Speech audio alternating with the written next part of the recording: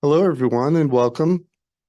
I'm Dr. James Peth, an assistant professor at Colorado State University's Department of Food Science and Human Nutrition. And today I'm excited to host our Everyday Nutrition for Health webinar. We will explore practical insights into vitamin D, covering its importance, essential roles and forms, sources of vitamin D, digestion and absorption, key functions in the body, and its impact on health. And I hope this session equips you with valuable knowledge to enhance your well-being. And just as a heads up, today's webinar is for general information purposes only. The content of this presentation is not intended to be a substitute for professional medical advice, diagnosis, or treatment. And users should not disregard or delay in obtaining medical advice for any medical condition that they may have, and should seek the assistance of their healthcare professionals for any such conditions.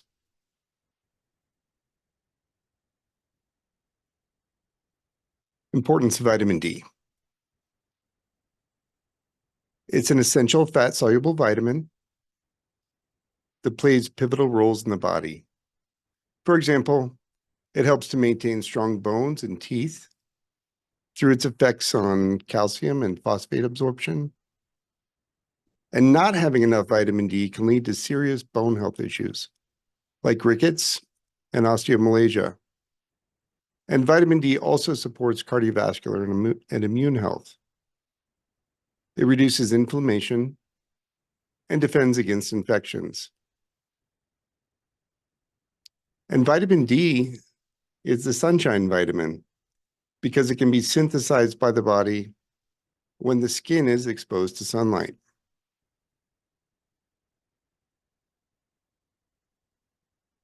Vitamin D was discovered in 1922 by researchers investigating a cure for rickets. And the word rickets is derived from the Old English word ricken, which means to twist, because rickets is a childhood bone development disease characterized by leg bowing. As depicted in this 1881 image, skeleton of deformed infant from a treatise of diseases of infancy and childhood. And despite rickets being documented for centuries, it wasn't until the early 20th century that scientists understood that it was prevented by sunlight exposure and cod liver oil consumption. And these practices were eventually found to supply vitamin D. And this was a significant discovery in understanding the role of this vitamin in human health.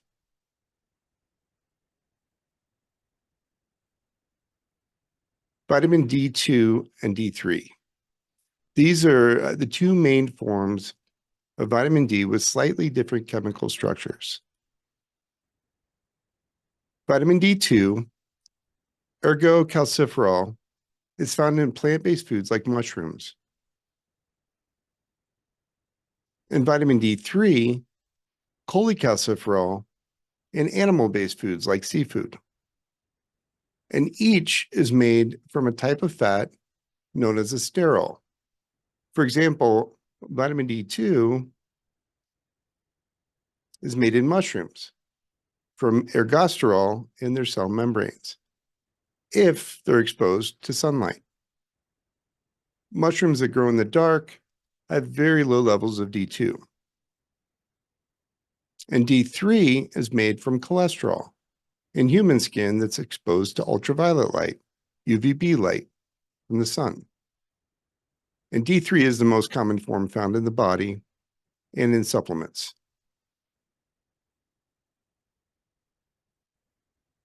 Sources of vitamin D for the human body include sunlight, food, and supplements. And as far as vitamin D requirements, adults need at least 10 micrograms or 400 IU of vitamin D per day. And IU is international units. And the recommended dietary allowance from the National Academy of Medicine has been 15 micrograms or 600 IU for all 1 to 69-year-olds since 2010.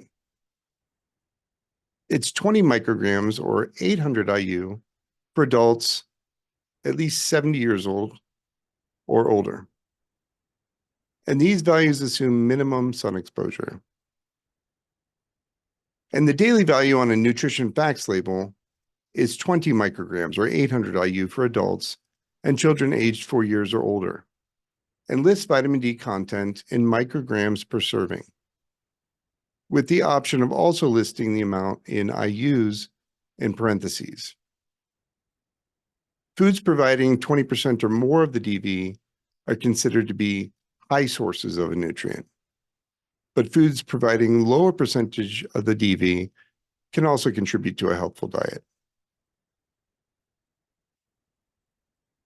So how much vitamin D is too much? The tolerable upper intake level, or UL, is 100 micrograms or 4,000 IU for ages 9 and up. And this is the highest level of intake that's likely to pose no risk of adverse health effects for almost all individuals in the general population. And vitamin D toxicity could result in calcification to blood vessels and tissues, as well as hypertension, headache, renal or kidney dysfunction, heart damage, and even death. But the question is the UL too low? Several prominent vitamin D experts have suggested that the UL for vitamin D may be set too low, and that the potential health benefits of higher intakes on bone health and immune function and reduced risk for chronic diseases may outweigh the potential risks. Of course, their views are part of an ongoing scientific debate, and any changes to the UL would require thorough review and consensus by regulatory and health organizations based on a comprehensive evaluation of the latest research.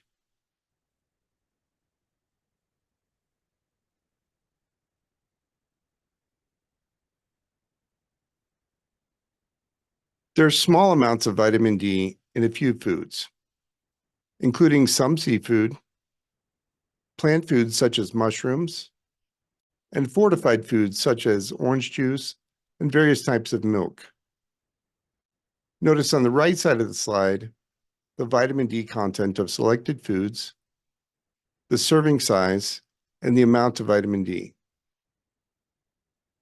As an example, on the left, grilled swordfish steaks, it would take about 5 ounces of swordfish to meet the daily value of 20 micrograms. And mushrooms are also often cited as a good source of vitamin D, but it depends on how much UV exposure they get. White button mushrooms and portobello mushrooms get a lot of UV exposure, and so those are rich sources of vitamin D, around 100 times what's found in oyster mushrooms, which don't get much sun exposure.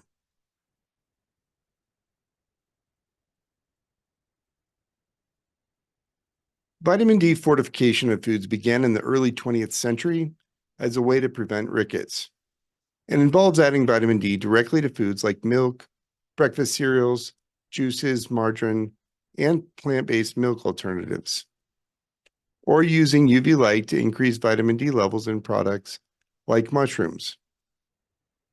In the US, we add 2.5 micrograms of D3 per cup of milk, and fortification has reduced vitamin D deficiency rates. The question is whether this is enough for optimal nutrition. And there are current efforts that aim to enhance fortification practices to better meet global nutritional needs. There's also a wide range of vitamin D supplements, and most include D3, and some include D2. Multivitamin supplements include around 10 to 20 micrograms of vitamin D, which is 400 to 800 IU. Single vitamin D supplements are a little higher, 25 to 50 micrograms, which is 1,000 to 2,000 IU or higher.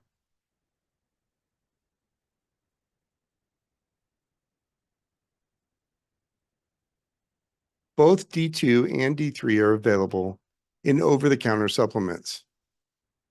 The D2 supplements are made from yeast or mushrooms, and the D3 supplements are made from sheep lanolin or fish oil.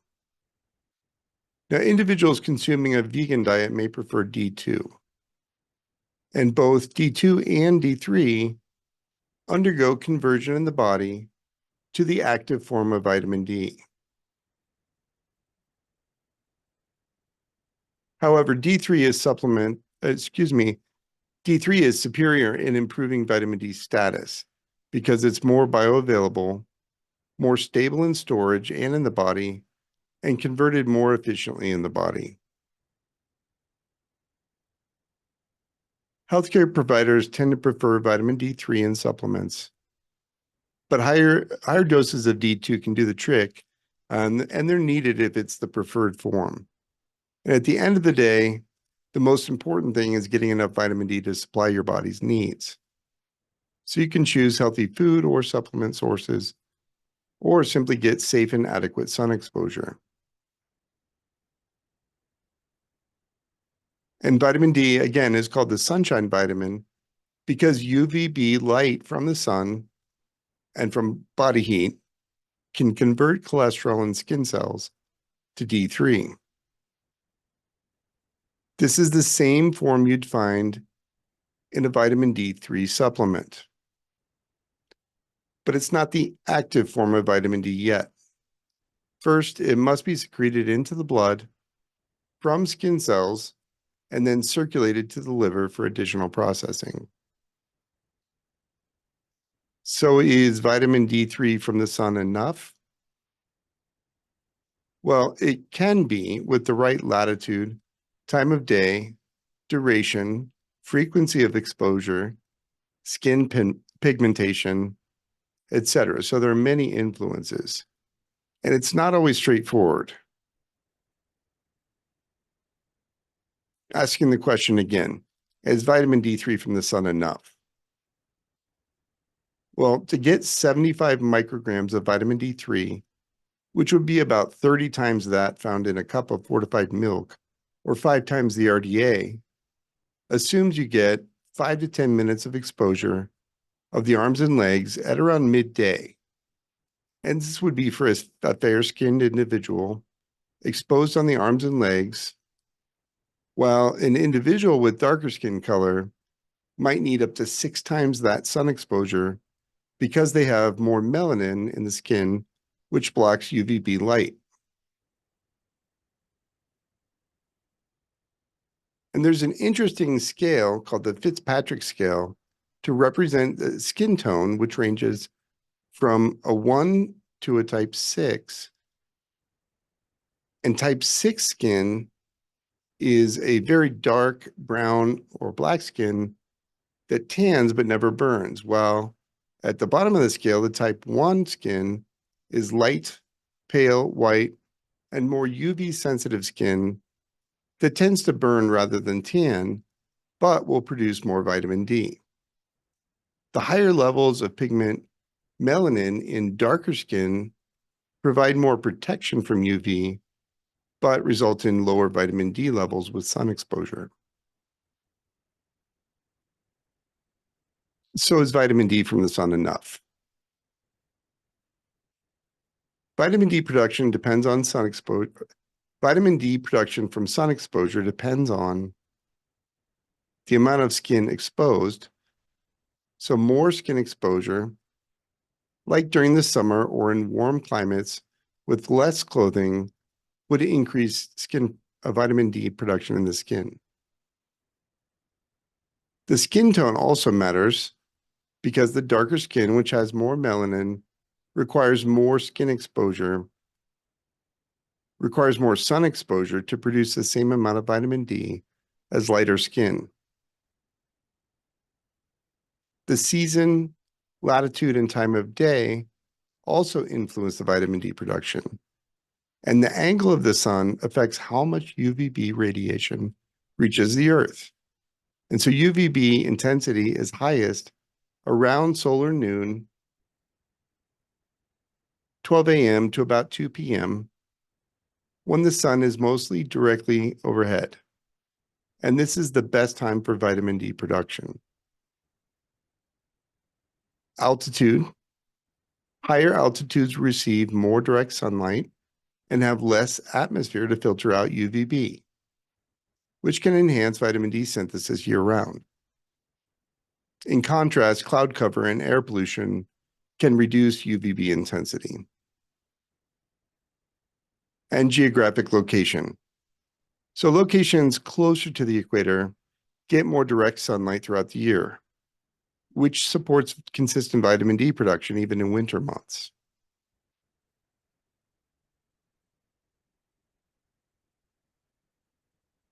Excess sun UVB exposure doesn't cause vitamin D toxicity, but it can increase the risk for photoaging and skin cancer, especially if you sunburn or do indoor tanning.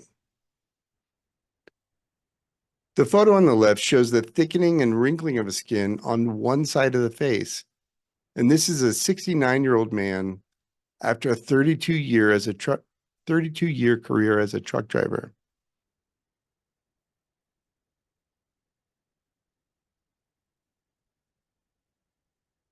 Of course, balance is important. Overall, being outside is good for your physical and mental health.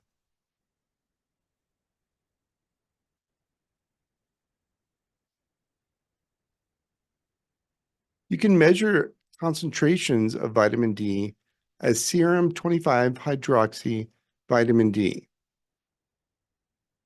And why would you want to measure this? Well, you can check the status of vitamin D in the body to see what you need. And so doctors will traditionally measure the levels of this serum 25-hydroxy vitamin D to assess status. It's the main circulating form of vitamin D, and it serves as an indicator of your body's overall vitamin D status. The measurement reflects both dietary intake and vitamin D and synthesis from sun exposure. And low levels can indicate risk for bone problems such as osteoporosis and other potential health issues. So the results of this test can help determine whether your vitamin D levels are sufficient, insufficient, or deficient, guiding recommendations for supplementation. High levels can indicate, well, they're rare, but they can indicate oversupplementation. So the next steps, if levels are out of range, would be to get suggestions from your doctor regarding sun exposure, diet, or supplementation.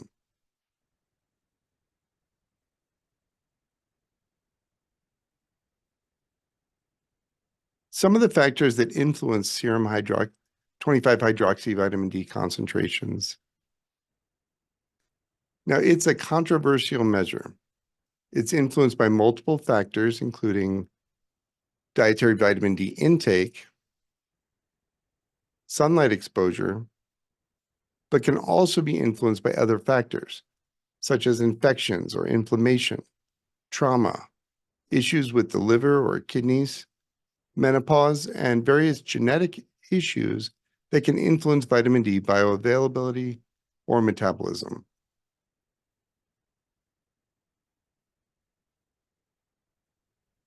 Vitamin D, calcium, and phosphorus.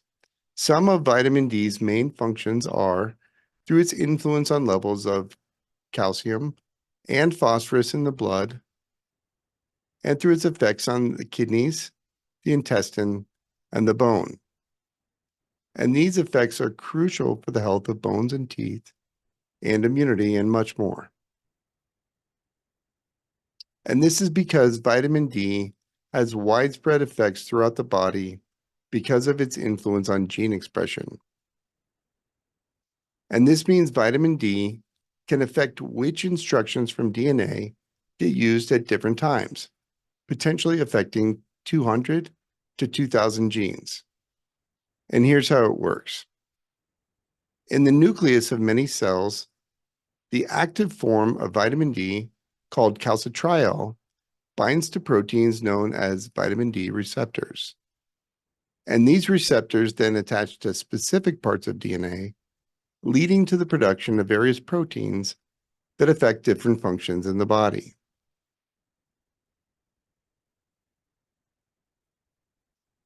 Initially, vitamin D receptors were found in cells related to bone health, like those in the intestines, bones, and the kidneys. But further research has revealed that these receptors are present in many other cells, including those in the immune system, the skin, the pancreas, the muscles, the brain, and the heart. And this shows that vitamin D plays a role in many different physiological processes, not just in bone health.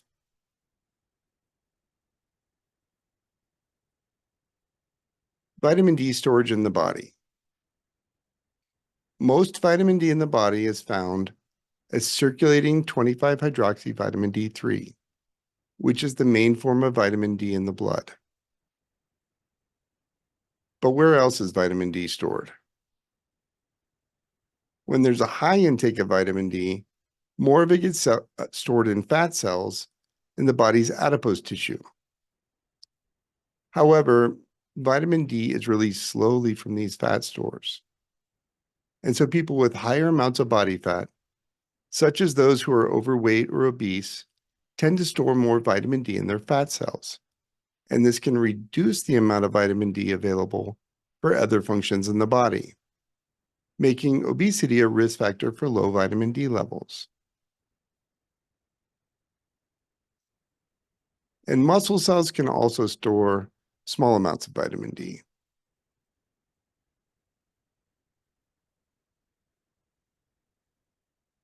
Vitamin D deficiency affects more than 1 billion people worldwide. It's especially common in people living in northern latitudes, those who have limited outdoor activity, older adults, and individuals with darker skin. And deficiency is associated with bone diseases, including rickets in children and osteomalacia in adults. It also increases the risk of falls and fractures, weakens the immune system, and is linked to various chronic diseases and mental health issues. Prevention and treatment include safe sun exposure, consuming vitamin D fortified foods, and taking supplements, particularly those for higher risk.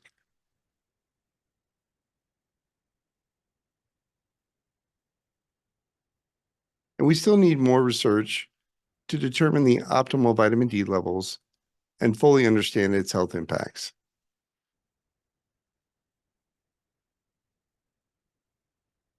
So who is at risk for vitamin D deficiency?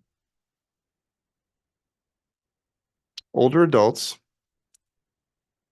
They may have lower vitamin D intake and less sunlight exposure, reduced skin production, or decreased activation of vitamin D in the kidneys. Also, people with impaired absorption. This can be due to conditions such as Crohn's disease, celiac disease, cystic fibrosis, pancreatitis, and liver disease, all of which can reduce vitamin D absorption in the intestine. Impaired calcitriol synthesis. Individuals with impaired synthesis may have disorders of parathyroid glands, the liver, or the kidneys, and these can all affect the body's ability to produce and activate vitamin D. Infants. Human milk is low in vitamin D, and infants may have limited sun exposure, increasing their risk. Also, people with low magnesium levels. Magnesium is essential for vitamin D metabolism, and suboptimal levels are common, adding to the risk of deficiency.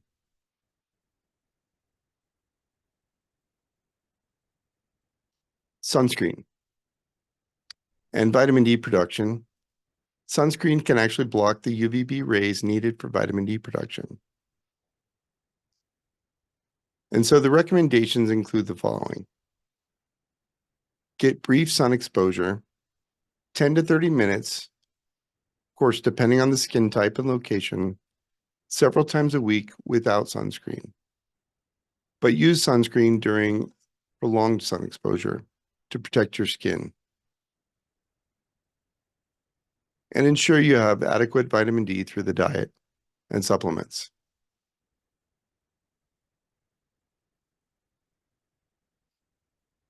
Chronic diseases and vitamin D. Adequate vitamin D levels are linked to a lower risk of several chronic diseases, such as hypertension, heart disease, colorectal and breast cancer, and autoimmune disorders like rheumatoid arthritis, Crohn's disease, multiple sclerosis, and type 1 diabetes. It also helps improve insulin sensitivity and blood sugar regulation. So should you take a vitamin D supplement? Well, this depends. Vitamin D levels are influenced by diet, sun exposure, and overall health. And so whether you need a supplement really depends on your individual needs. So it's important to know your current vitamin D status as a starting point. Immunity. So vitamin D status has been studied related to immunity and COVID-19. Having adequate vitamin D status is associated with enhanced pathogen fighting abilities while reducing inflammation, which is crucial with viral infections, as well as a lower risk of severe COVID-19 symptoms and hospitalization. Supplementation may reduce the severity and the duration of COVID-19, especially in populations at risk for deficiency.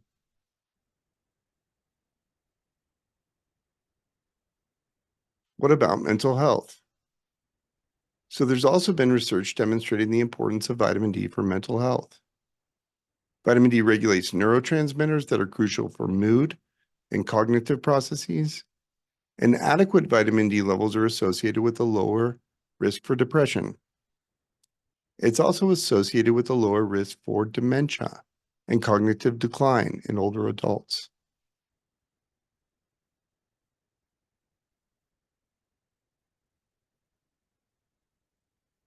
So do I need more vitamin D to prevent or treat disease? Well, there's mixed evidence from research, as explained in meta-analyses or randomized clinical trials on the effects of vitamin D supplementation for the prevention and treatment of these conditions. Adequate status is associated with lower risk. And low intake or status is associated with higher risk of chronic disease. Supplementation has consistently been shown to reduce risk and symptom severity for individuals who are deficient.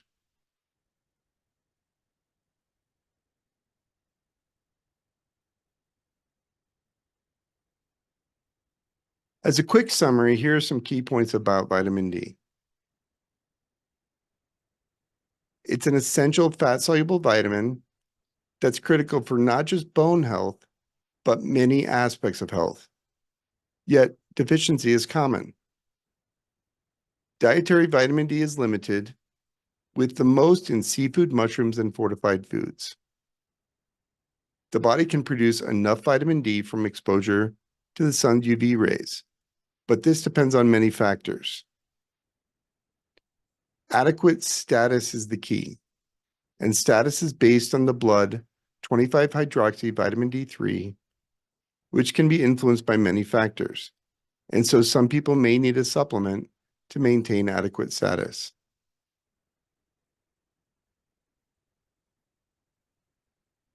And that brings us to the end of this webinar.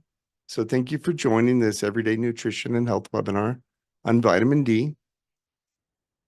Let us know if you have any questions before we go outside to get some sun.